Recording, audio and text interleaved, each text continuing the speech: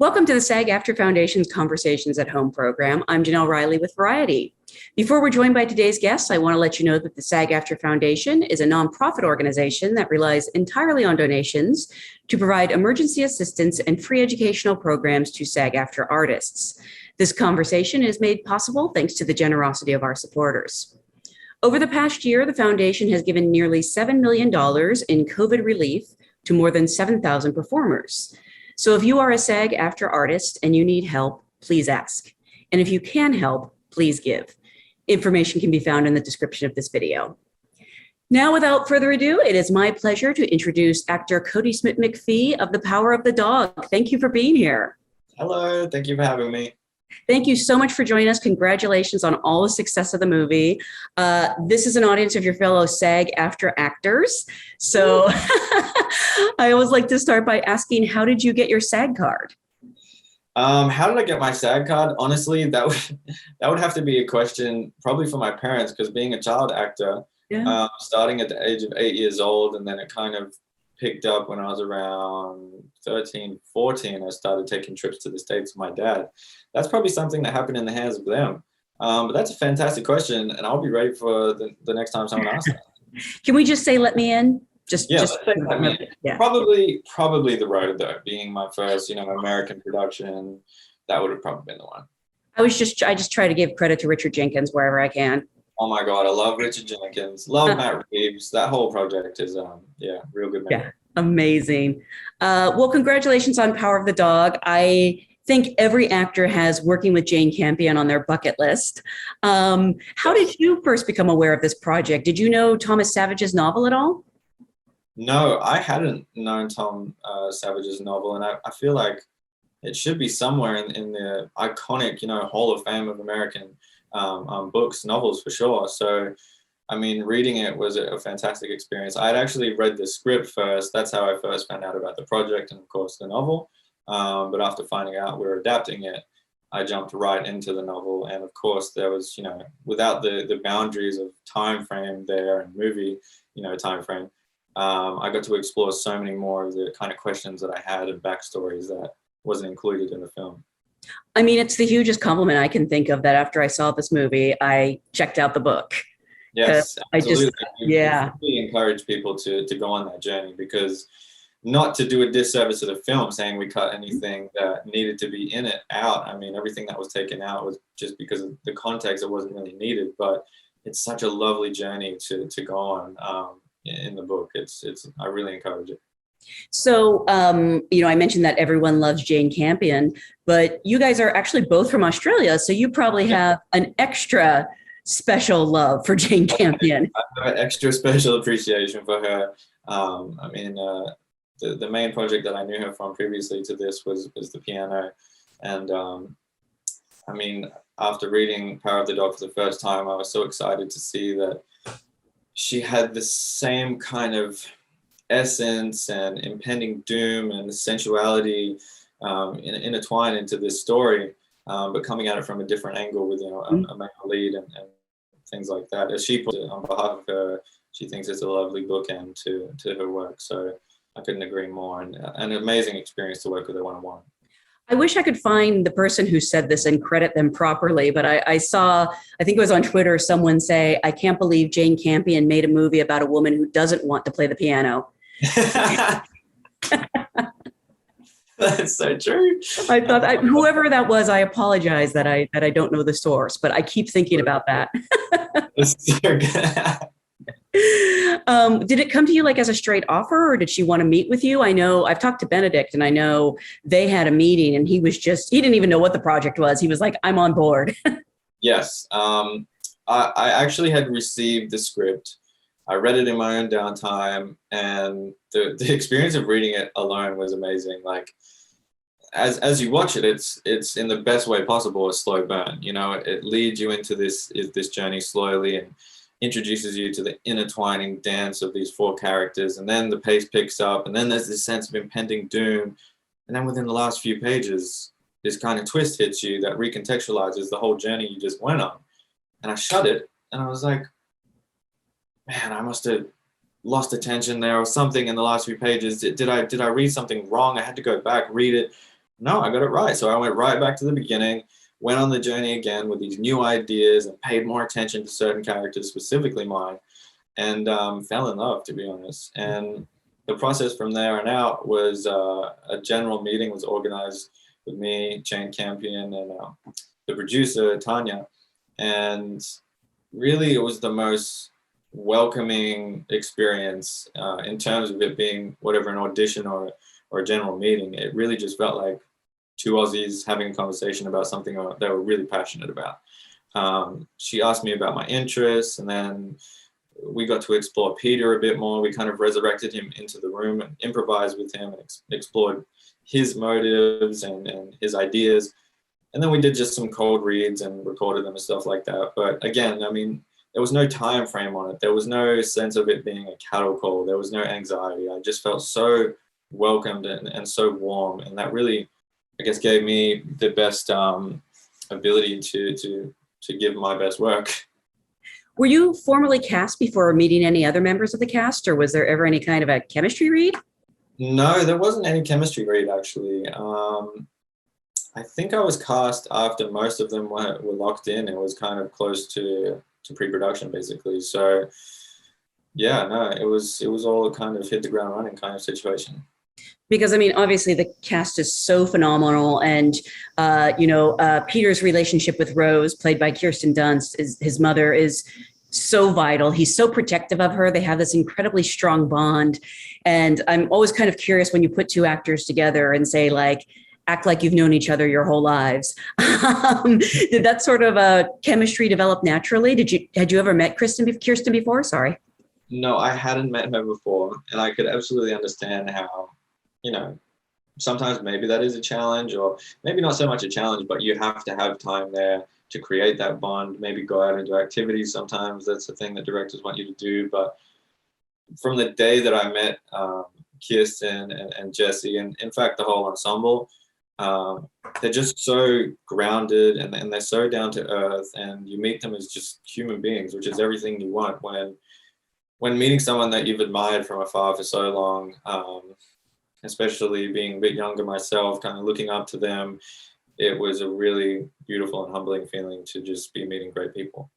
It made it not everyone can share the screen with Benedict Cumberbatch and not get eaten alive, especially when his character, Phil, is so hostile towards Peter in the beginning. What was it like working with him?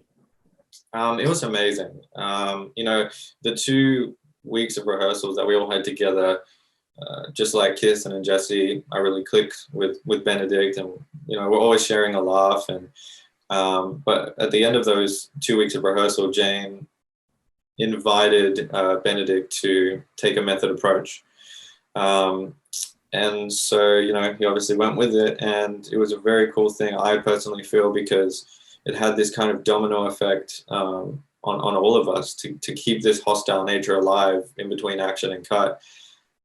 But I was privileged to kind of, because we know where the relationship and the dynamic of Peter and Phil go, we had this room to still have this sense of camaraderie and a little bit of laughter here and there without breaking character. So yeah, we got very close, and it was an amazing experience to act beside him. Would you refer to him on set as Phil? Yes, absolutely. Yeah.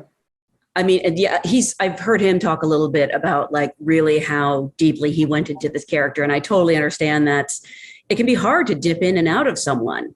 So, yeah. I think if I can speak on behalf of him, it's quite obvious to anyone that is a fan of him, admires him, and seen his work. He's so far from who Phil is, that kind of cruel, hostile presence.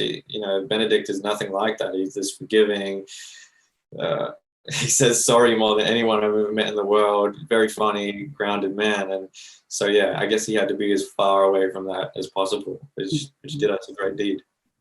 I mean, having seen the movie, it seems fairly clear, but I'm curious, when you first read the role of Peter, this is someone who is really wise beyond his years and ahead of his time. He doesn't feel the need to conform to these, standards of masculinity, especially in this period of time. What were sort of your initial impressions of him, and how did they change, or did they deepen when you read the book?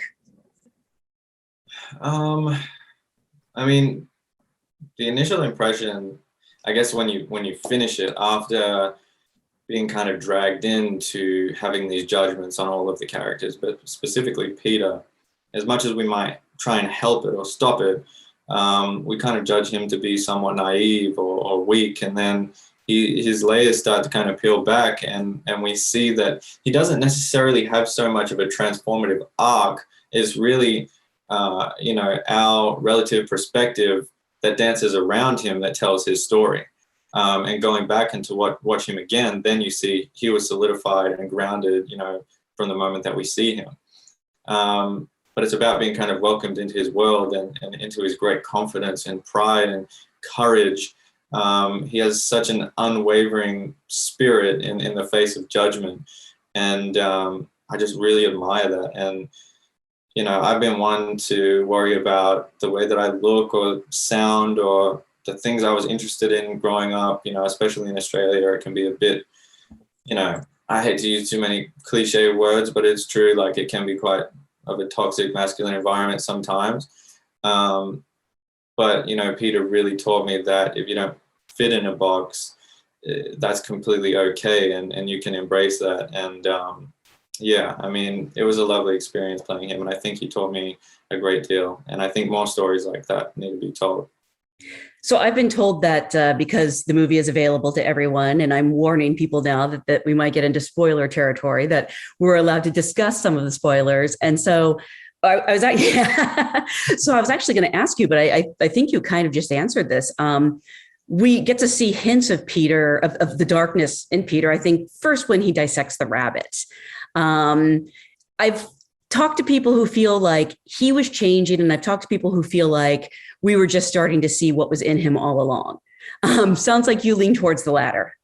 Absolutely. I mean, I love the idea of, I think it just tells great depth and kind of revolutionizes a character and the story of a character if they don't change. And it's really our relativity and our judgments of them that change around him. And it's really you telling the story.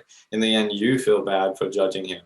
And you don't expect anything that he's capable of. You played it as if he was changing, or if we were just seeing more sides of him. I heard someone really describe it well as it's a lion pretending to be a lamb. And that was my take. Yeah. Absolutely. I see him as that. But at the same time, I see others' interpretation of him changing or possibly kind of acting upon scenarios, that were provided to him. He's a creature of improv as well, when it comes to, he has his plans, he has his tools, he has his motives off to the side, but he's a character of impulse, and he kind of acts upon the best situations around him. Mm-hmm. But I mean, to pull off what he did, I think he always has to have been capable of that. Yeah. As you said, that there's the rabbit scene, there's other scenes that were actually in the movie before that are in the book, but it would have given a little too much away in the beginning of the script. Rose tells him to go, get some of the chickens, and there's a shot that's kind of just rolling up behind him, and he just swings the chicken and snaps his neck. Wow. But obviously that would have given too much away. It explores it a bit more in the book too. I think it goes into the backstory of how he actually did have to cut his father down from committing suicide, and the trauma that he had to, within his isolated environment, kind of take on for face value. He didn't have anyone around him to force him to repress or suppress any of his emotions, of whether it be rage or trauma or pain. He had to let them come up and deal with them right there. And I think that was due to his responsibility that was immediately put on his doorstep after his father was gone to look after his mother. He didn't have time to be dealing with his own angst because his mother was falling apart probably in front of him. And that made him mature quite quickly. So he carries that with him. He carries that throughout his life. He's solidified in that. And I think the beauty and the dynamic between the duality of Peter and Phil is that Phil seems to be strong-handed, seems to be hostile, seems to be cruel, but actually he was raised in a polar opposite environment, in a very prestigious one, going through colleges, having to live up to expectations. The trauma that he experienced, he had to repress, he had to suppress, and that solidified him in a toxic masculine approach to the world. And so by the end of the film, our initial judgments on both characters completely swap. Yeah. You know, now Phil is the vulnerable one. He's innocent. We feel bad for him. We love him. And Peter, if anything, we feel, my goodness, I can't believe he had it in him to pull off something almost so cruel. I mean, his final act against Phil is very calculated, and yet I've said that the ending of this movie, I was shocked and relieved, because I'm actually glad he pulled it off. I was personally on his side. How did you sort of approach his actions, and you know, what did you think about what he did?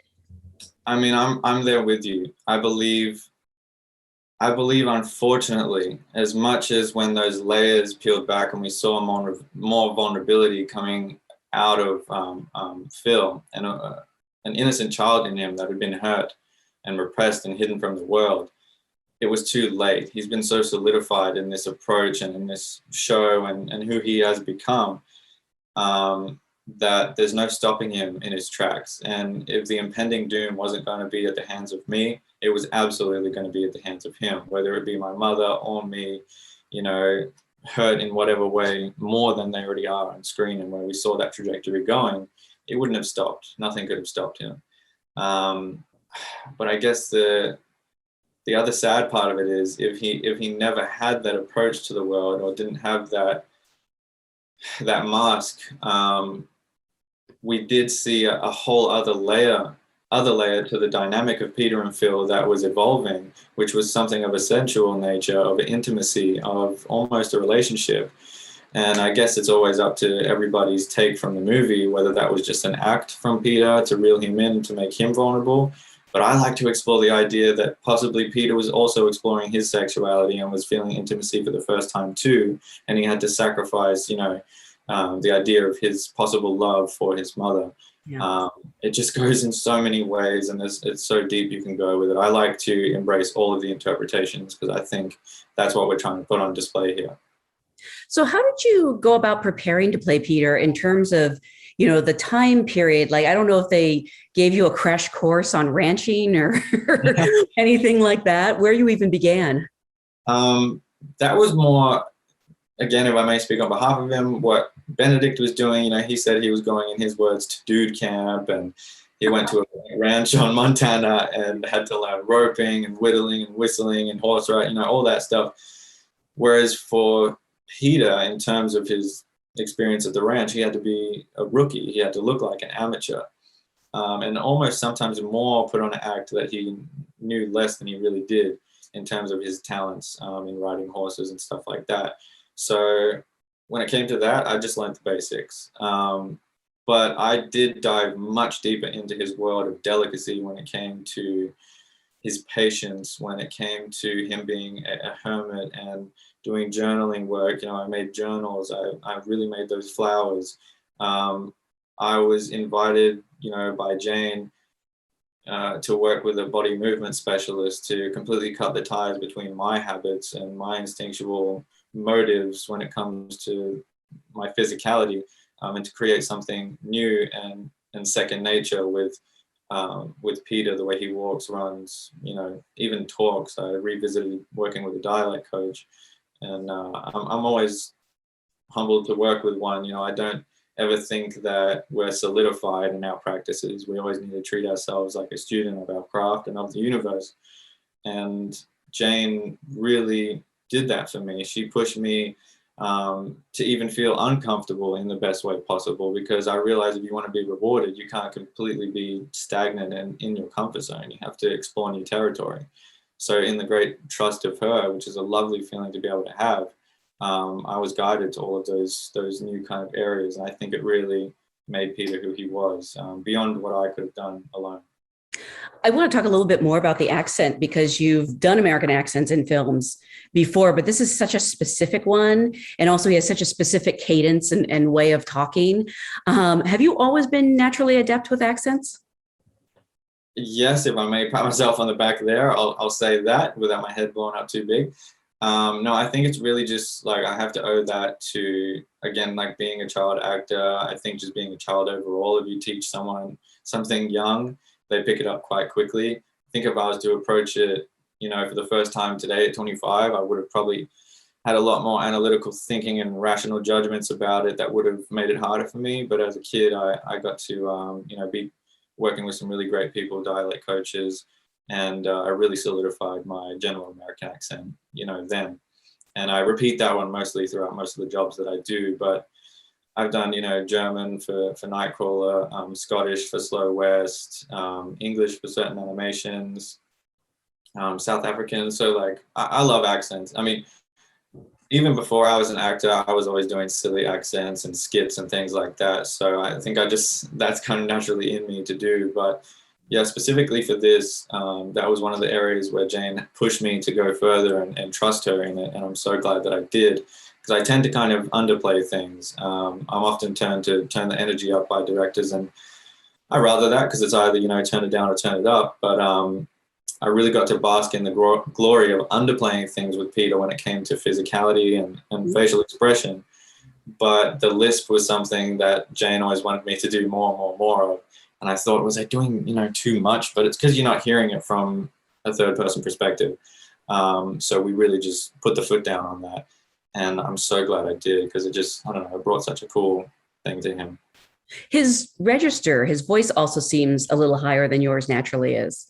Yeah, I think we actually, it's funny you say that. We actually did that on purpose in his precursor scenes to becoming more courageous and dominant.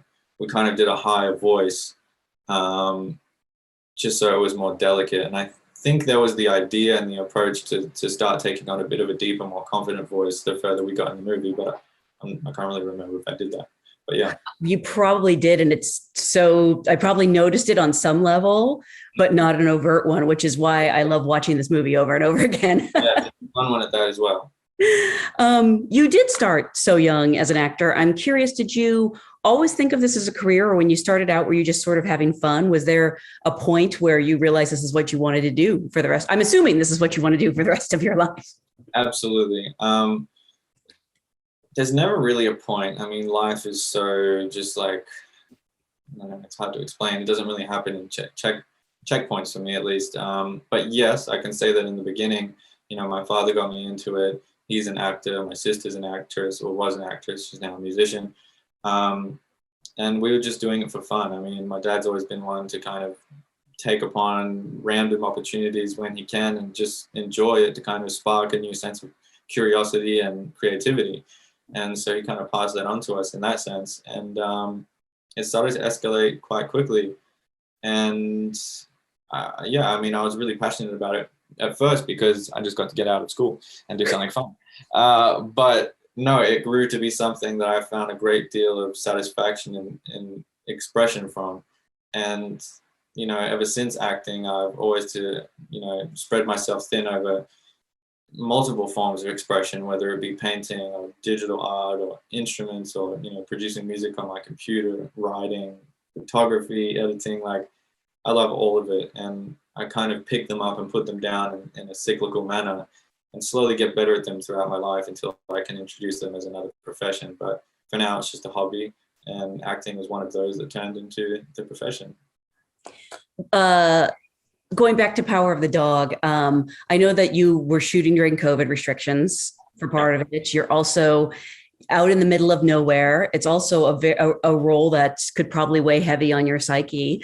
What ended up being the most challenging part of making the movie, or a scene that you remember like being kind of the one that you were most nervous about? I guess all of the challenges were really actually held in the beginning process for me, like throughout the rehearsals and even before that, because I did see Peter as somewhat of a challenge and a fine line to walk in terms of conveying it in live action.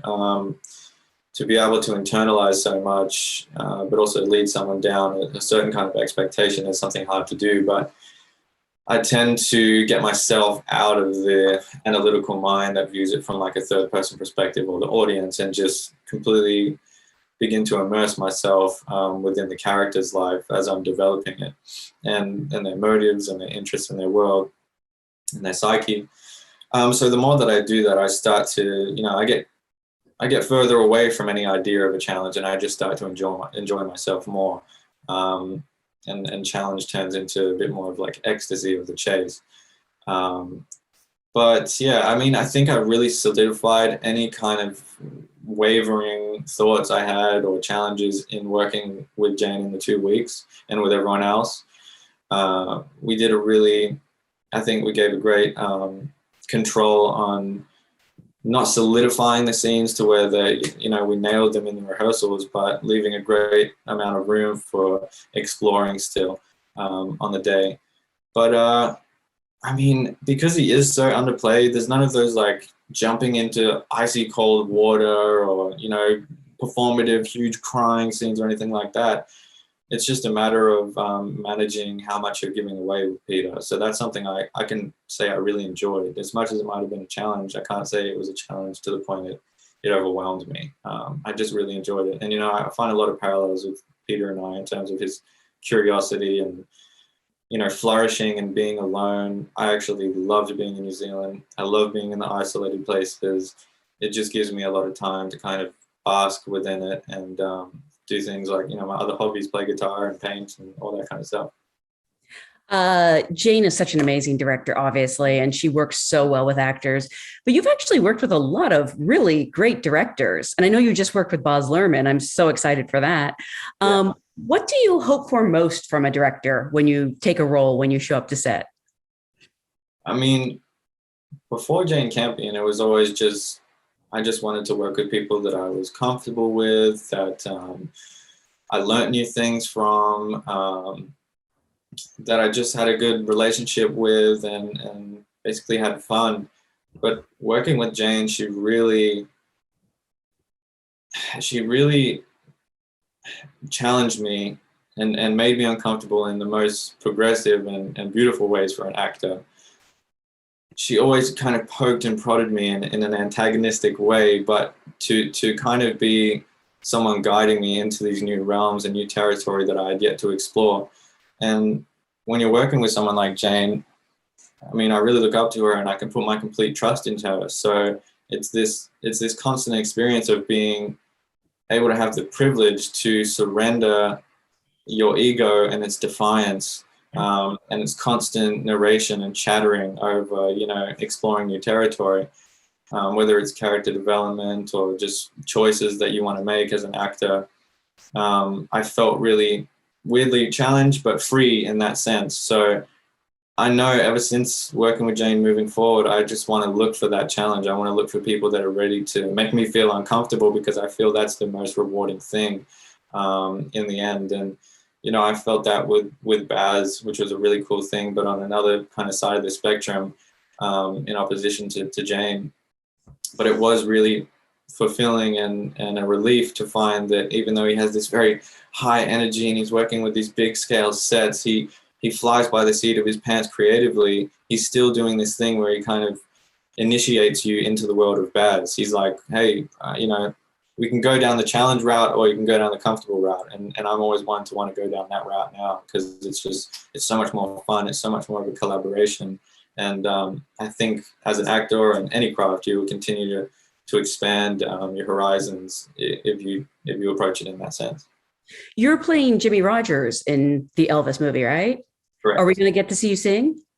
Yes, actually. See, there you go. Like something that was like just a hobby to me, playing guitar, singing, that I never thought I would really be good enough to apply to anything professional, has now been put into a movie. So yeah, that was one of the challenges he held for me there. He said, you can lip sync, you can pretend to play the guitar, and for a day, much like on Power of the Dog, there was a lot of things where I was hesitant about. I thought, no, I think I'll play it safe. And after that night, I thought, no, screw it. I need to commit to this all the way and push myself to do this. I'll be so much more proud of myself when I do that. And so I did it. I went through the guitar lessons, singing lessons, and facing certain fears of, even though I'm an actor, being in front of a stage and in somewhat of like a small arena in front of a crowd was a challenge alone as well. So I did all of it, and I'm very proud of myself for that, and it was a great deal of fun. So yeah. I can't wait to see it. I want to remind everyone watching at home that The Power of the Dog is now available on Netflix. You can watch it again and again, and I promise you will notice something different every time. Thank you so much on behalf of the SAG-AFTRA Foundation for joining us today and sharing your story and experience. Thank you for having me. Thank you so much. I really appreciate it.